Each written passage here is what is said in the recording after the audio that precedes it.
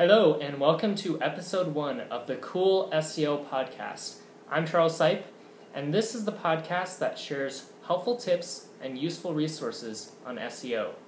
Today's topic is avoiding one of the pitfalls of guest posting. Now, guest posting is one of the best ways that you can get high quality and highly relevant links pointing to your website. The way that it works is you have a website that you're trying to get links to. For example, you might have a car dealership website.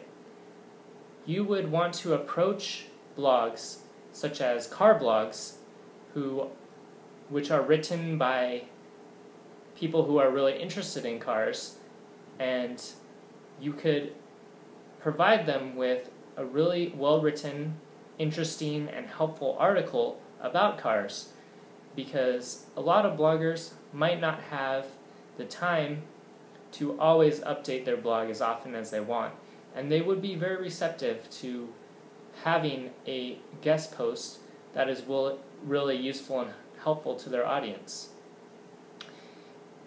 Once they publish the guest post on their blog, they will link back to your website in return for your service. So usually at the end of an article is a short bio, which could be a few sentences that describe your website, and we'll have a link using targeted anchor text or using keywords when it links to your site. For example, it could link to your site using the keywords Seattle car dealership. This is a great way to get highly relevant links, which, according to a book that I'm currently reading called Search Engine Optimization Secrets by Danny Dover, links make up about 70% of the Google algorithm, according to estimates by SEO experts. So getting great links is one of the most effective ways to improve the SEO of a website. One of the dangers, though, that you could face is if you use the same anchor text too often. For example, if you write 10 guest posts and all of those guest posts link to your site using the keyword phrase Seattle car dealership, this would look pretty unnatural to Google. And Google prefers websites that have a natural link profile of links that are organically earned over a period of time.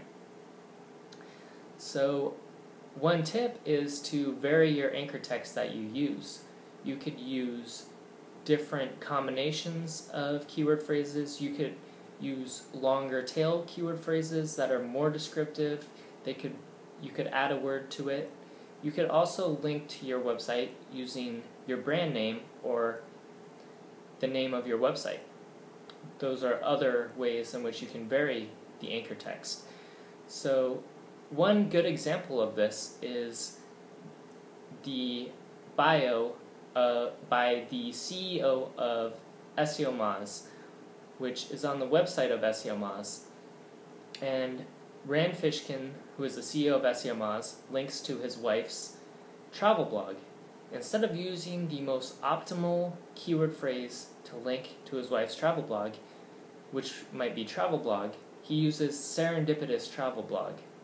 This is a creative way of varying the anchor text, so it looks more natural, it looks more white hat or not manipulative, and this is just one way in which you can vary your anchor text. Thank you for listening to episode 1 of the Cool SEO podcast, and have a great week.